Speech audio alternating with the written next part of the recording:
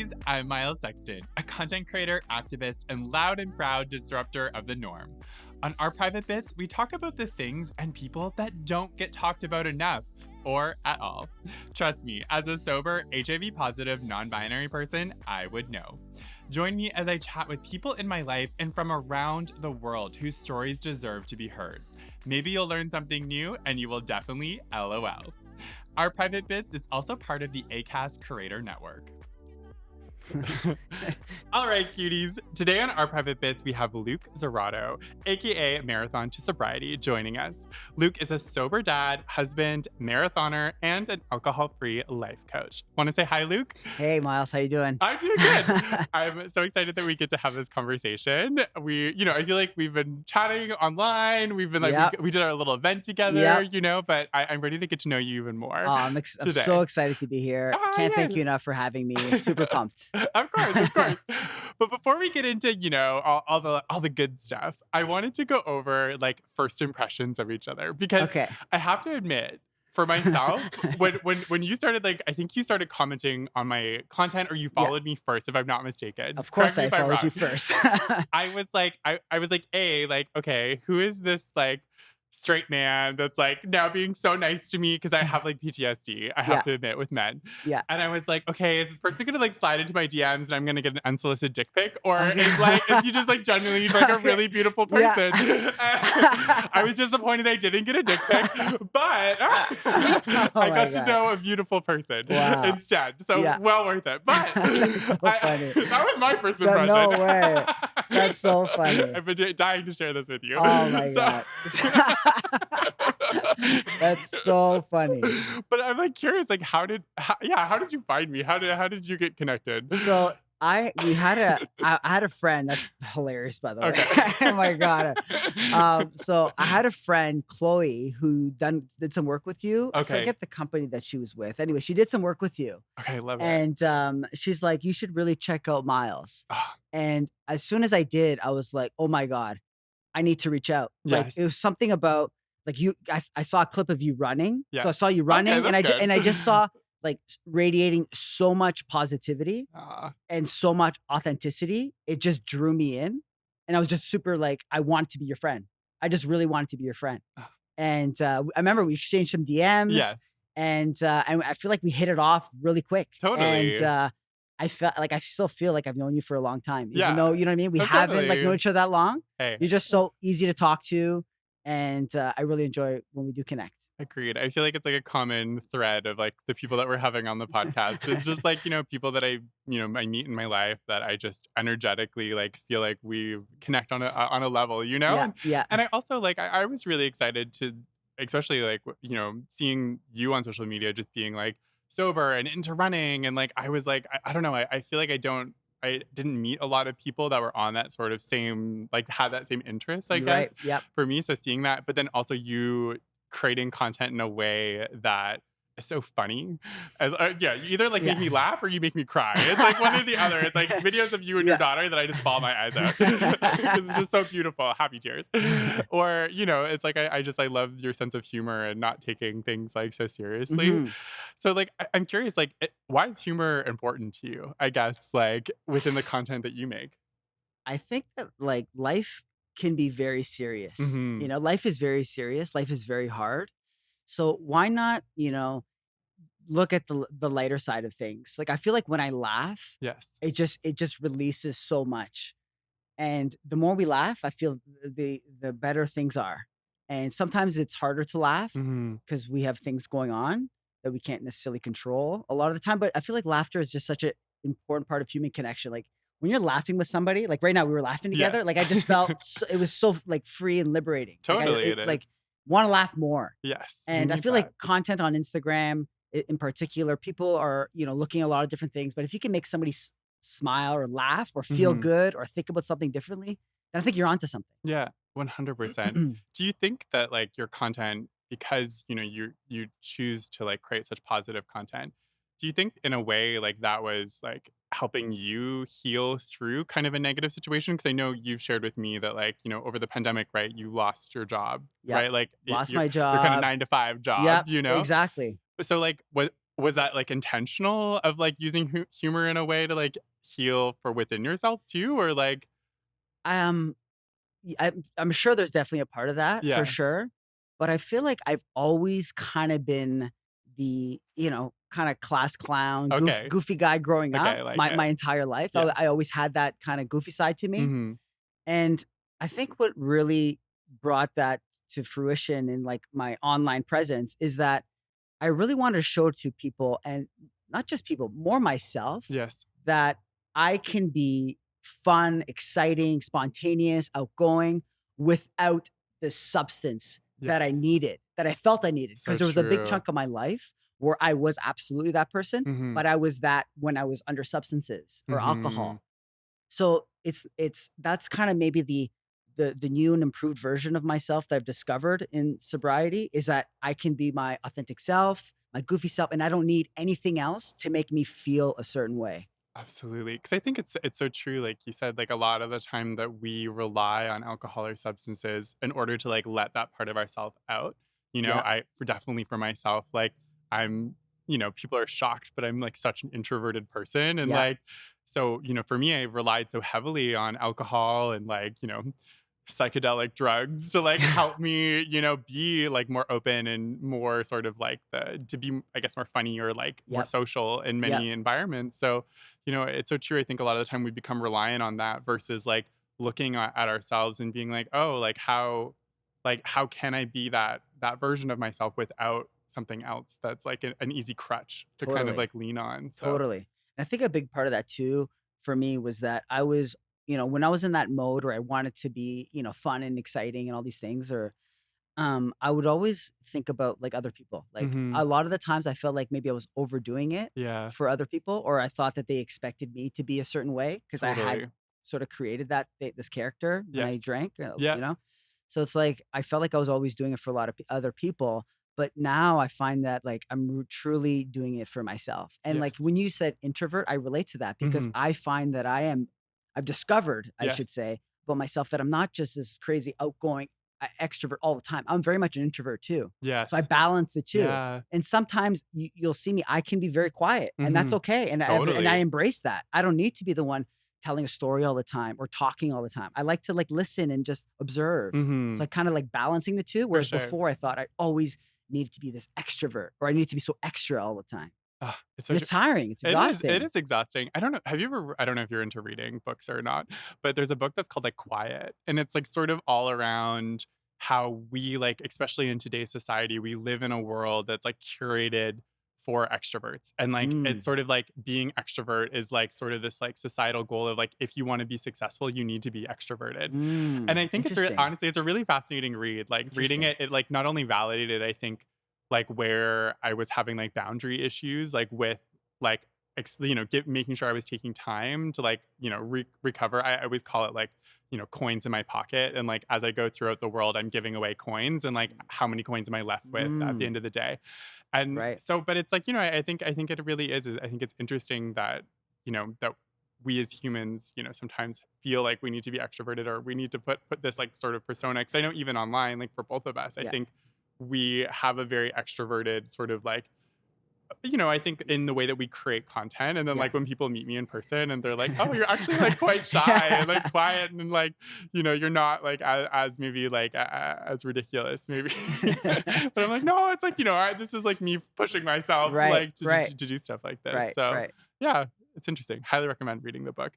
But I wanted to check with you. How many years has it been now that you've been sober? So in December of this year coming up, it'll be Yes. 7 7 years. years. 7 That's so years. amazing. 7 years, like, crazy to think about. And was that like a okay, I'm like now gonna be sober, and that was 7 years, or like what's that journey been like? Yeah, it was, like, yeah, looking back, it's like it's been a crazy ride, absolutely, but, it's never something I wanted. Like, Mhm.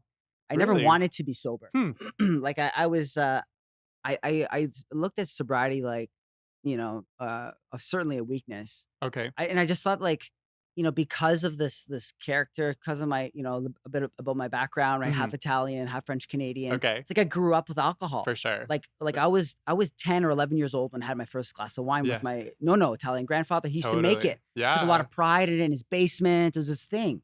My mom, French Canadian, loved to socialize, lots of friends. So it's like I grew up in this household, lots of love, but Yes. like lots of celebrating and lots of drinking and stuff, right? So it's like the thought of me not drinking anymore was terrifying. Like, it was so scary. Like, So I didn't true. wanna do it because I thought I could, moderate better Mhm. or just, like, not get so wasted all the time. Like, Yes. stop after, 2 or 3. Yeah. And I think it was just years and years of, like, letting myself down Mhm. and, like, shame, regret, all those things that I finally came to a point where I was like, "Hey, this isn't working." Like, it's not working. Yes. Like, I've been trying to do this in my head Yeah. basically since university. Like, that's a Wow. long time Totally. because 'cause I'd always have these episodes, Yes. and it wasn't, like, consistent. Like, Mhm. my drinking was very inconsistent. Yeah. It could be totally fine for 6 months Yeah. where I would just have drinks with the guys or whatever going out, and it wouldn't be a thing. But then there would just, like, these episodes would come up where, and it's Was there like something that, like, triggered these episodes or, like yeah, that's the like thing. It's like I try to analyze all yeah, that. yeah, Like, I'm what is sure. it? What's making me go Totally. to that second gear, the next gear? Yes. And I don't know. It would just come out at the most random Mm. times. And once that inner beast or that other thing came outside of me, there was no taming. Like there was no Yeah. stopping. And it was very exhausting and tiring trying to like put so much energy and thought into my drinking and what was the night going to be like, Yes. so much energy and thought and it was draining. Totally.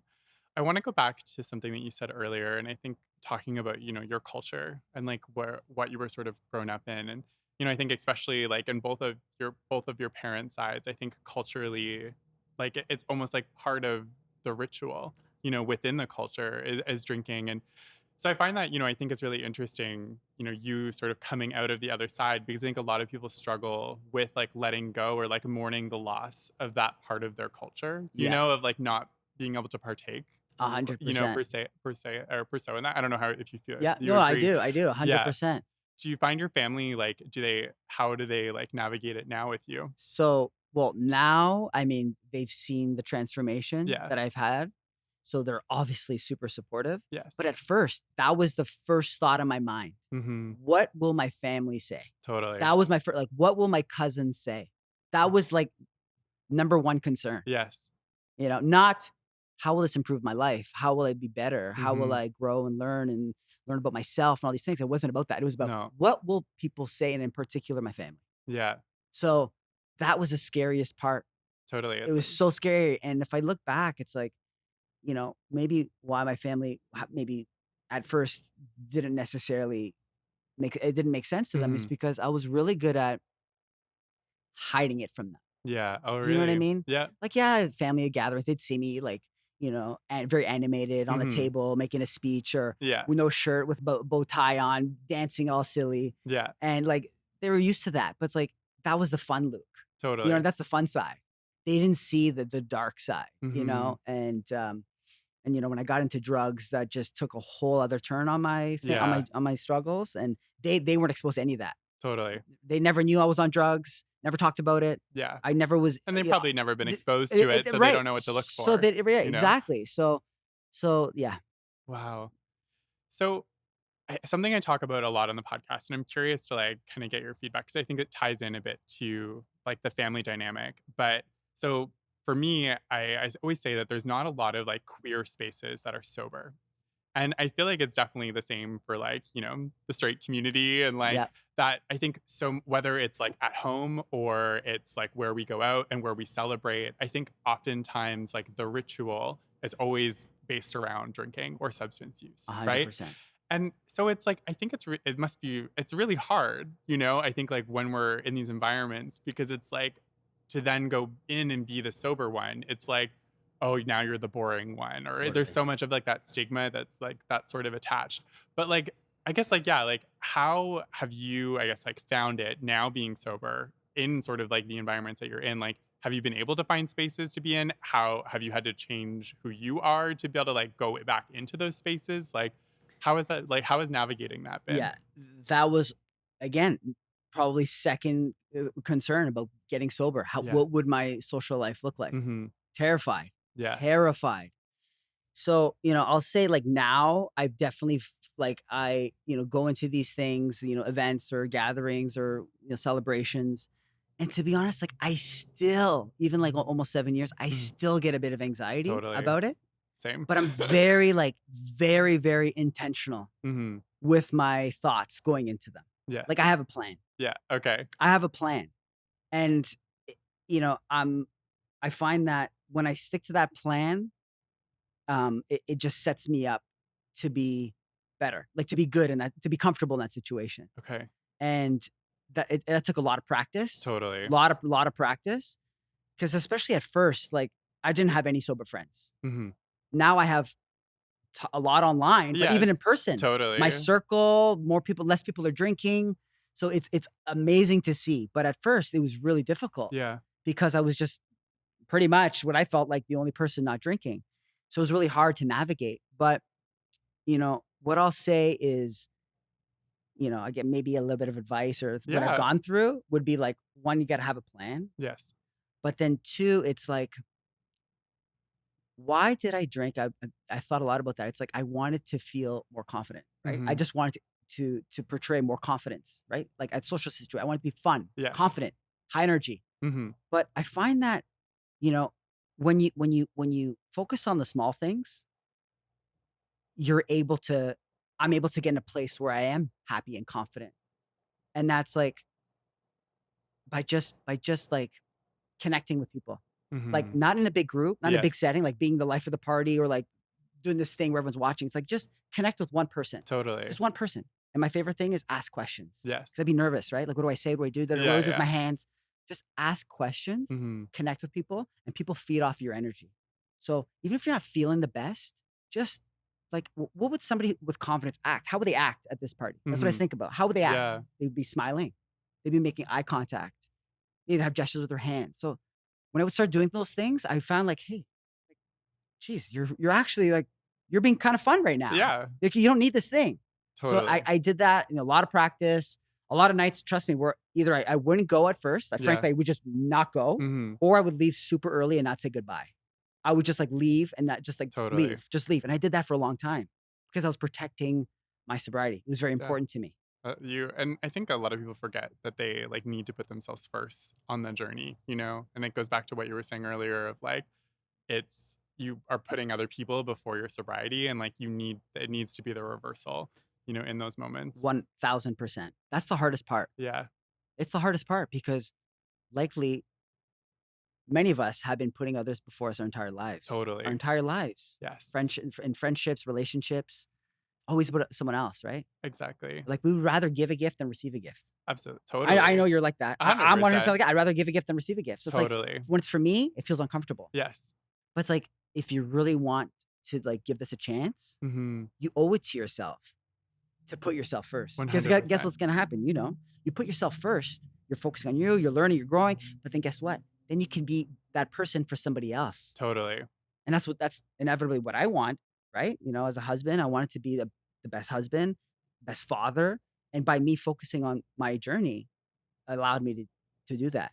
Yeah. It's crazy, right? It's so true. And with another guest we had on the podcast, Jessica Baum, she's like, she wrote this book called Anxiously Yeah, I Attached. saw I saw her. You had her. Yeah. And, and she talks like a lot about like, when we're children and how we learn from our parents and like a lot of the time we don't get a lot of like nurturing, our parents are working, maybe you have two parents are working all the time. They're not there to like be there for you like all the time that you need. So you don't necessarily like build the best like self-regulating Mm, um like sort of support system within yourself, right?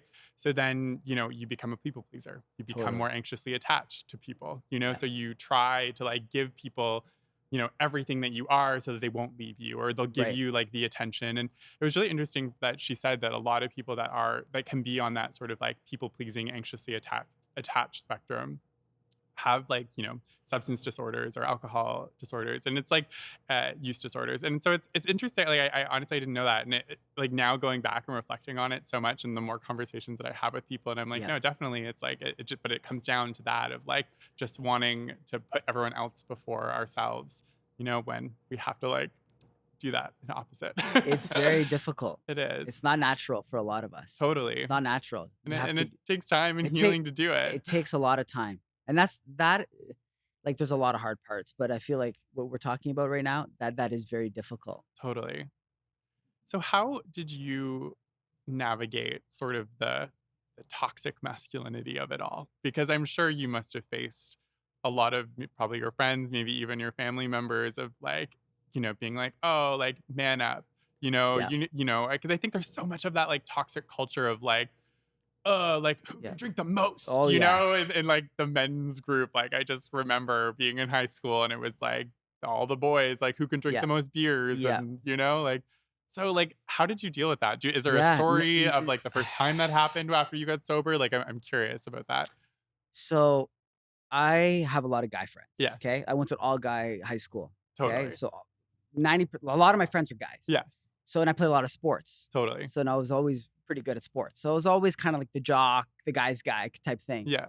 So a lot of my time in high school and university and after school when I was drinking, it was very much like, a guy's guy, Totally. like I had a big ego Yeah. and like a lot of the different things, and especially in these settings, like I took pride in how much I Mhm. could drink, Totally. right? I was like, yeah, look how many beers Absolutely. I can drink, Yeah.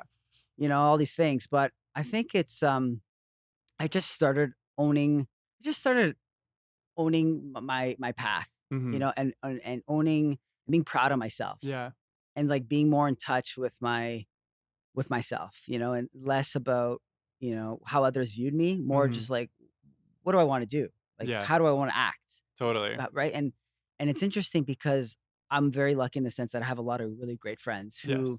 who stuck by me through all the different That's stages. And amazing. you hear a lot of people when they're making changes, they have to lose a lot of friends Mhm. because a lot of their friends were kind of in that same environment or that same thing. I didn't really necessarily have that. I mean, I had to lose some friends, of course, and more Yeah. of my like, party friends, but a lot my core friends didn't change. And I feel like maybe there's a certain part of me where I am a leader in my group, and Mhm. they've said it to me many in different ways. They've kind of seen how I've been, and it's inspired them or made them think twice about different things. And I look at it like that too. It's like it's not like shameful that I'm not like with the guys and you know drinking as much. It's like I'm taking my own. I'm marching to my own beat of the drum, and Mhm. I'm doing my own thing. And and to hear them and the support that I'm getting, these really good friends, it just makes me feel really good. It makes me realize again that it's about me, but it's the right thing for me. Mhm. So who cares? Who cares? That's so true. Did you have to like, I guess like, how did you have to ask them for support? And like, what did that look like? So the beginning, again, it's just so concerned other people. I was like Mhm. ashamed that I wasn't Mhm. drinking. So actually, not a lot of them knew that I was like on this sober journey or Okay. like not drinking because I would hide it. I would Mhm. hide, make For excuses. I was sure. I was really good at making excuses. And I remember like one of the big moments in my early sobriety was I was on our honeymoon, Mhm. and I've shared this story online. You may have seen it, right? Yes. It's like I was 3 months sober, and we went to Thailand, Yeah. and we had spent all of our reward points on the first flight ticket, and we spoiled ourselves. It was our Yeah. honeymoon, right? Totally. And it was like such an opportunity. I feel for me to just for myself to Mhm. show that this is really important to me, Yeah. and that if I said to myself, if I can go through my honeymoon and not drink in Yes. Thailand, then that would just be such a big step. And during that whole thing, nobody knew back home, my close friends, that I Mhm. wasn't drinking in Thailand. So a lot of pictures I would pose with alcohol. Really? That's Like how you far I took it. deliberately pick it Like up. we were in a pool. We had this awesome suite that had Yeah. our own private pool outside the bedroom. Beautiful. Yeah. And there was like champagne, and I took pictures with like the bottle of champagne open Yeah. because I didn't want people to think that I, you know, wasn't like, That's so funny. is that crazy? Yeah. So like that kind of like behavior continued for years Mhm. with friends that I took pride in like not wanting anyone in on my Yeah. story.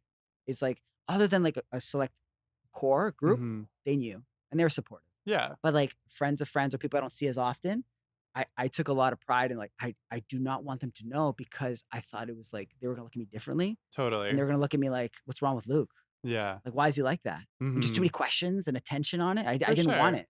Well, I think you're in, like, such a vulnerable and, like, volatile, like, stage, especially at the beginning of your sobriety and those, like, first the first few months that it's, like it's hard because it's, like, I think it's, like, you spend almost, like, every day questioning if this is the right decision, right? Yes. And you don't wanna have anyone who's gonna, like, weigh you or, like, sway you over to the like, going back, you Yeah. know? And I So think there was a part of me too that I wasn't super confident in myself either Mhm. because I had just like tried to moderate for so long. I was in therapy. I tried all these different things and it wasn't working. So it's like Yeah. if I started announcing my sobriety to people and I felt like, if I would let them down, let myself down, just look like an idiot, right? Like Totally. talking about, hey, here's Luke saying one thing, doing the other. Yeah. So I think a big part of that was that too. Mhm. So that's how I carried myself for, you know, about 5 years Wow. because I was in the sober closet for Yeah. 5 years. Like That's I had no pride in my sobriety. yeah. Like this, Totally. looking back, I'm like, here I am now, like on this podcast with you, Miles, which is Yeah. and just talking a lot about my sobriety. My Instagram account is essentially dedicated to sobriety living, sober Yeah. living, alcohol-free living. Absolutely. And it's crazy because I held so much shame about this topic Mhm. I don't know, from a lot of different reasons, Yeah. I being get a it. man, being, Italian, like, ego, a lot of things, a lot of Totally. reasons, Absolutely. and it's like, once I kinda made that shift in my mind, that's like, just be proud of yourself, Mhm. like, look what you've accomplished, like, the transformation I've undergone, like, my attitude, my energy, my relationships, you can continue on with examples, but, like, once I started, like, appreciating that, feel like I truly like transformed and mindset shift into this version of myself. Mhm. And that's why I'm so excited to be on your podcast today. I'm so excited to talk about this a lot. Mhm. Is that my biggest message is you don't need to hit a certain like milestone. You don't need to Totally. hit days, Yeah. weeks, or months. You don't need to hit that. That's just like a true like shift in the way you're thinking and Mhm. appreciation for what you've been through.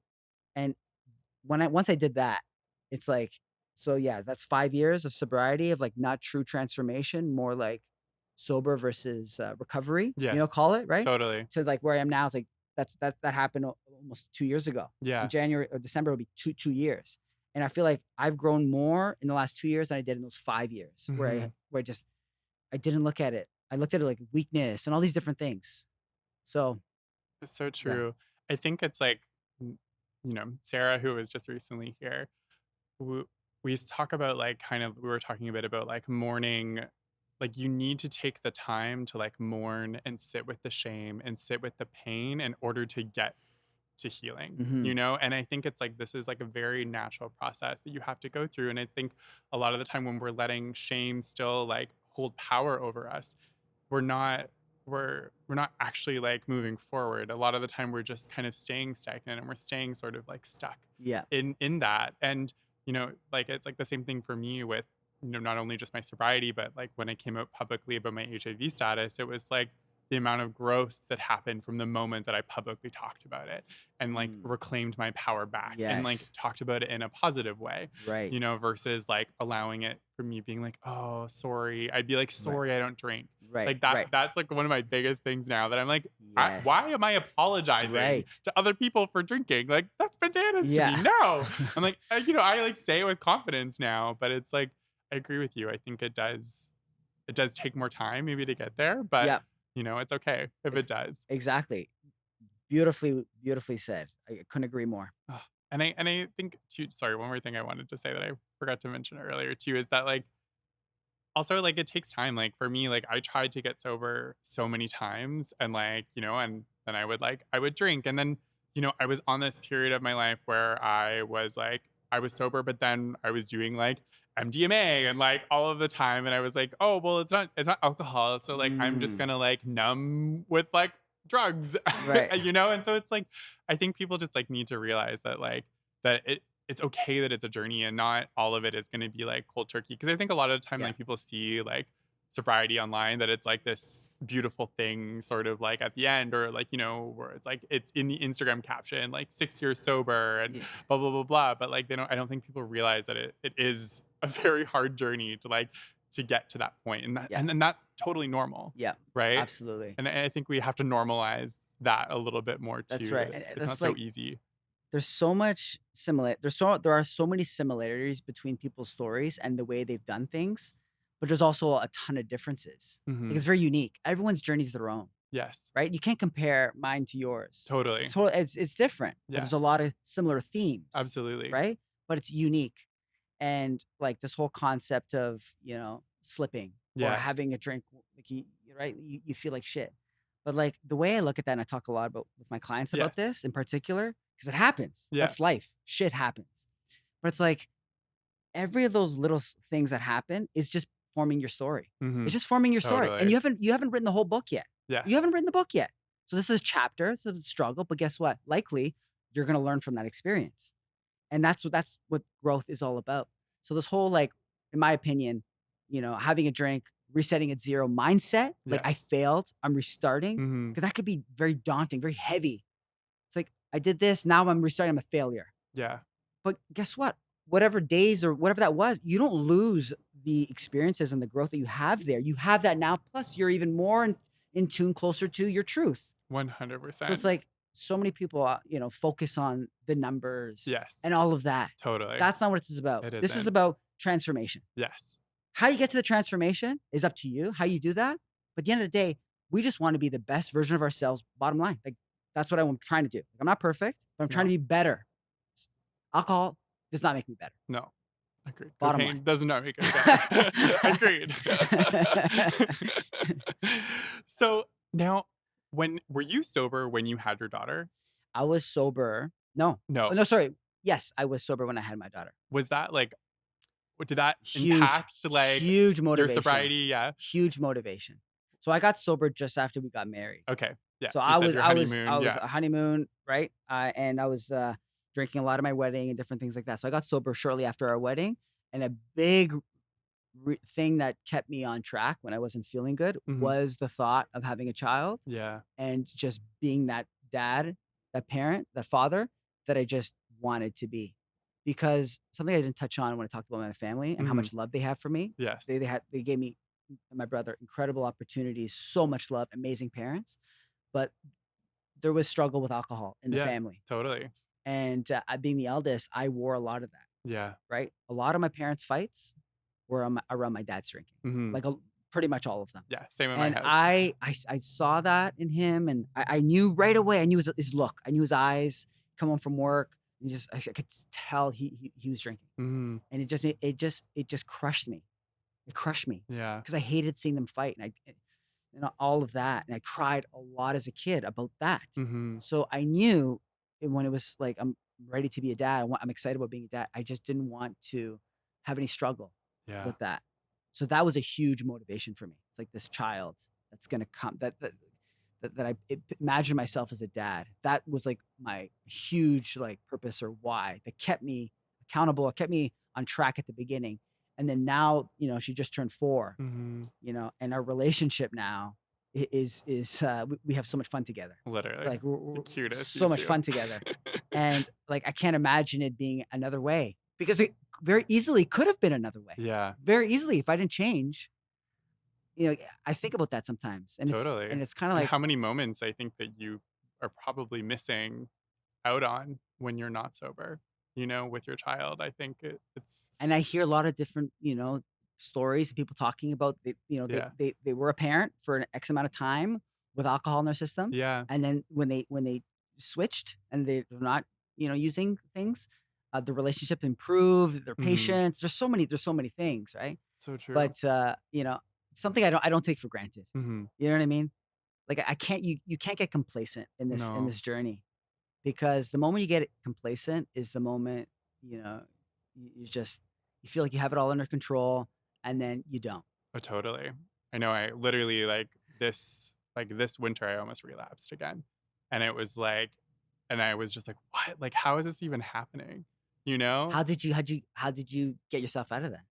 I think I just like wasn't in a good place mentally. And I didn't even realize like how much I had a lot of like those triggers were like coming back up until like I was like sort of in a moment being like, oh wow, I literally want to go pour myself a drink right now. I was like Mm, staring at it in my house. So, and like, but it was like like then I could like I'm very good at like psychoanalyzing myself of being like, okay, like this is where it's coming from. This is the reasons behind why you want to do this. So like I feel very lucky that I can like have that conversation with myself. But I yep, think for a lot of people, it's like really hard because it's like easier to react. I think in right. those moments to like Wow, just action exactly what you're feeling. that's right. But I think it is like you can't be complacent. I think in your sobriety, you constantly need to check in with yourself. I am, and then it was a big reason too why I started like I pushed myself to start running again because like in the environment that where I live now, like the roads are super icy. It's how I injured my knee in the first place. And Mm, like, so I was like, oh God, like I wasn't as motivated to go running. So I was so afraid of like hurting myself again and like I wouldn't be able to run. And I know right. that's something, Yep, like we share. It's like that is a huge release for me for when I do feel triggered or yep, like especially within my sobriety of like when I feel those kind of that shame coming on or me wanting to drink or, I go for a run and it yep, completely goes away. yep, So yep. That's awesome. where did running, like, land in your sort of timeline of healing? In my recovery. So Yeah, I wasn't a runner at all as growing up at all. Hated running, but I discovered running about 2.5 years into my sobriety. okay. And Wow. I was just at a place where I wanted to try something different. Yeah. I had a really good friend who was into endurance sports, and I saw what he was doing, Mhm. and he was also sober, and inspired me absolutely.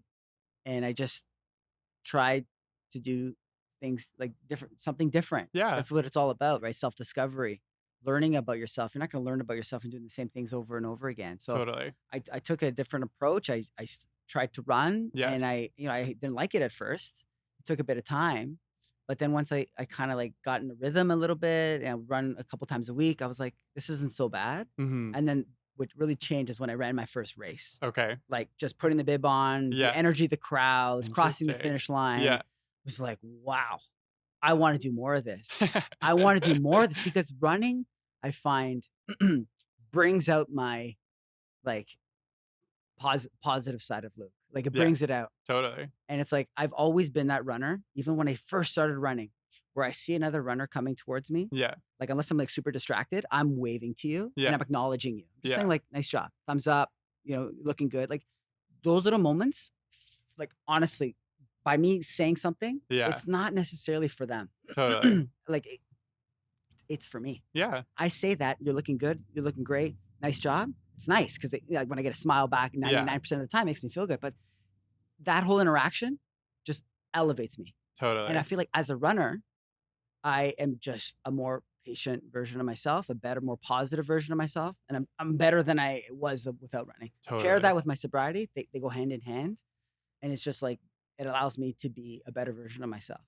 And I've never met like more of a like inclusive, supportive, like celebratory community. Like I don't know, I played a lot of like sports as well, like growing up, and I just the way that runners support each other and celebrate each other. It's like I don't know, it's a whole other It's, category, you know. oh, it's incredible.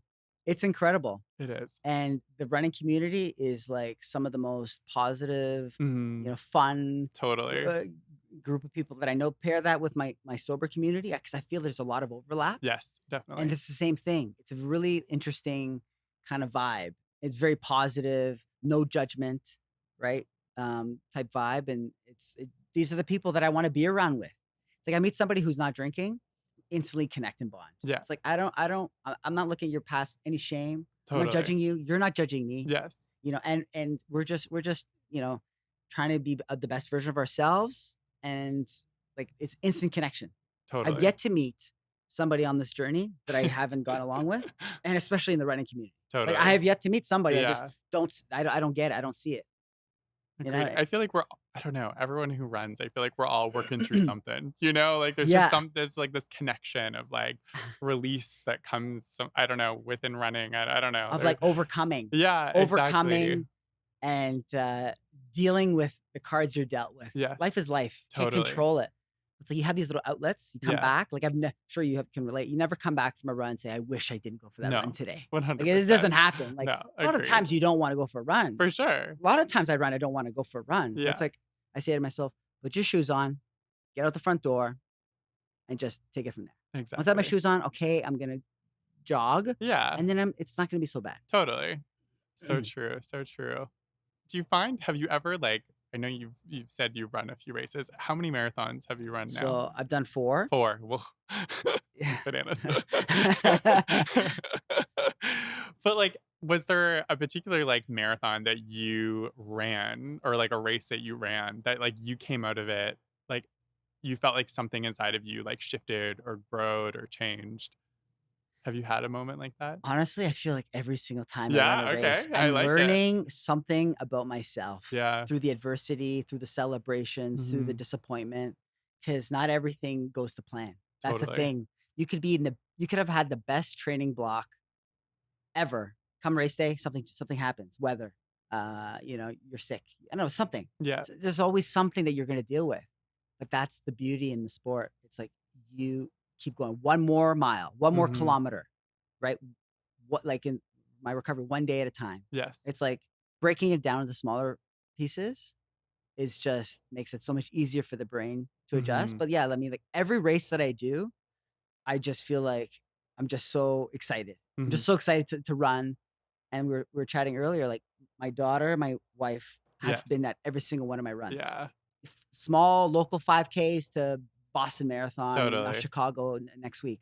They come, and it's like the family bonding that we have around Mhm. this. Like, how lucky am I? They have such an interest in my running, and it's like the example that I think about with my daughter and how she looks at me and daddy's running and all these different things. She's run 4 races, Yeah, kids so races, but cute. she's has 4 medals. Yeah. She wore a bib and she loves the environment. And it's so funny.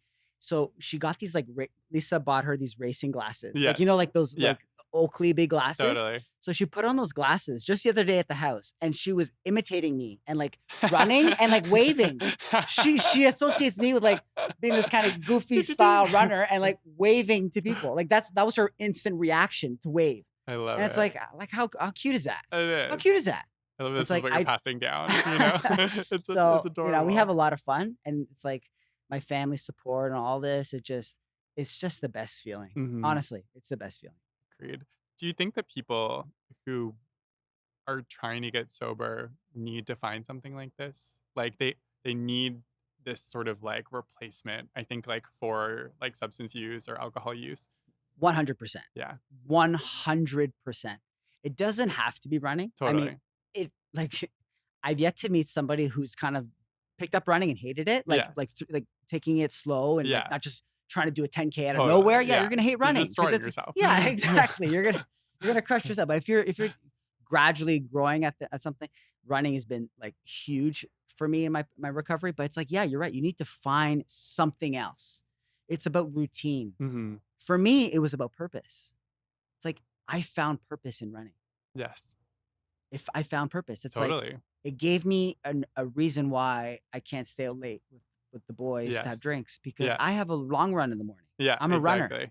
and I've had this like identity shift from being this like life of the party guy, spontaneous, loud, outspoken, like party guy, Yeah. party boy, to now this like sober dad, Mhm. sober husband, sober Totally. marathoner. Like Yeah, that's my identity. And totally. when you have pride in that, like I'm proud of those Yeah, things, I will absolutely. do anything in my power to protect it. Totally.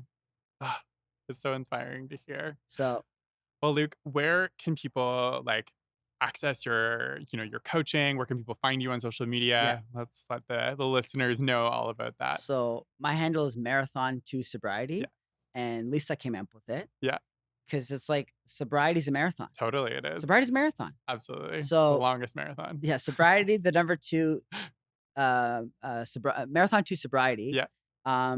So it's I also do alcohol free life coaching. So Yes. helping people just find that voice within themselves that they Mhm. struggle with. And it's interesting, the people that I'm meeting are just incredible people. Ah, Like all over the world. I love it. Entrepreneurs, CEOs, family people, just so much going in their life, but this one thing called alcohol that's kind of holding them back from their Yeah, true full potential. So I absolutely. love working with these people. I feel like I'm learning and growing so much. It's been such a fun journey for me to like take on this like leadership position a Mhm. little bit and like preparing and like I have dry or sober October coming out, Yes, another group. love So it. I'm always like, I'm preparing a deck, I'm getting my talk track ready. It's like I'm getting sharper by doing this. I never Absolutely. would have discovered any of this if I had continued on, the way Luke was Mhm. before. So that's how you can find me. And I'd love, if you're a runner or you want to get into running, you're interested in that. I also do running coaching too. Like Yes, I want, and it's not just to qualify for races. It's more just incorporating it into your lifestyle. I'm all about that. I love it. And you also periodically host really great, like, sober events Yeah. too. With my friend Miles. I might have attended one, Yeah, yeah. You but hosted it with me. yeah. Never mind.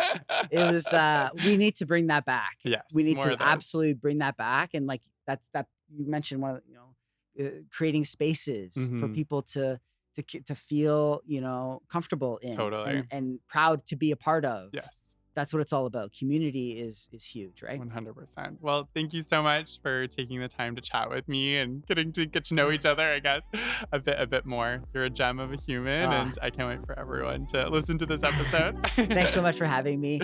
And everything you're doing is just so inspiring. The way you do it, it's like you bring out the best in people. Every time I feel like I'm connecting with you, doesn't matter what my day looks like, I'm just in a better mood watching Aw, you or talking to you. So thanks for all that you've done for me and lots of other people. Keep doing your thing, Miles. endlessly. Keep I'm doing your here. thing. You're stuck with me. And maybe I'll send you that dick pic once in a while. Yeah, okay. Tyler, don't listen to this one. I'm just kidding. Oh, that's funny. Perfect way to end.